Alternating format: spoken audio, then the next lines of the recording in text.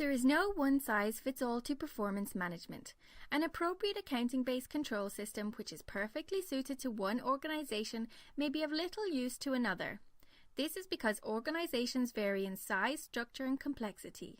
And what constitutes an effective management control system therefore depends on the circumstances surrounding its use.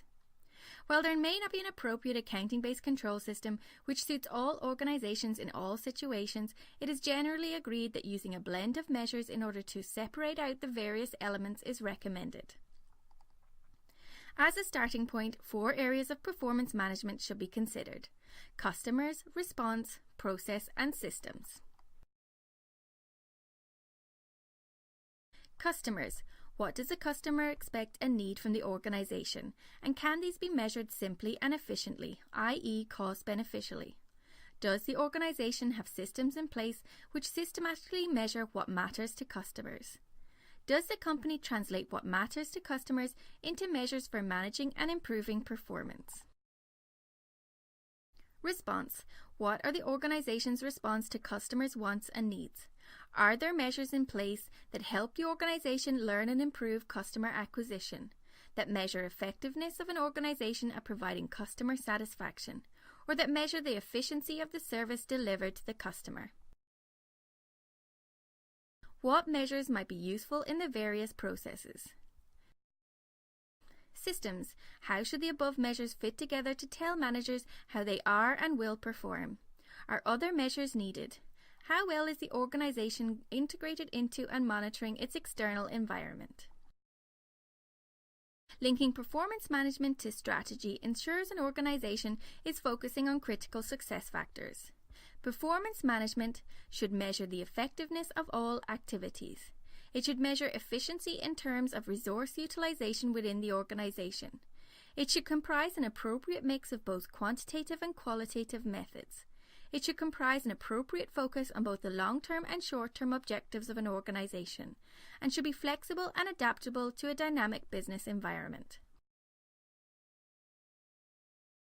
With performance measurement, it's necessary for an organisation to ascertain what are the critical success factors for that organisation, and then to identify key performance indicators.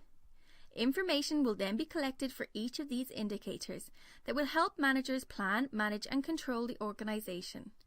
Developing a performance management control system is a method of providing management focus on the most significant areas of their responsibility. Remember, what gets measured gets done.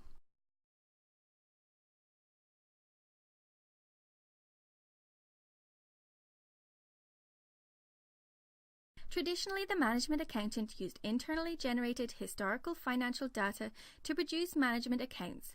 Nowadays, there is a growing recognition that the performance of an organisation depends on more than purely short-term financial performance measures. This has led to the growth and significance of non-financial indicators. Historically, the focus of performance management has been on outputs of an organisation set against internal targets. This could be through the use of budgeting variance analysis. Organisations are now beginning to focus on outcomes and achievements based on external markets and benchmarks rather than internal targets. An example of this would be the increased use of budgeting techniques such as beyond budgeting. There is a growing trend to extend involvement outside the organisation to include the entire supply chain. This is evident in the growing use of Porter's extended value chain, just-in-time production and total quality management techniques.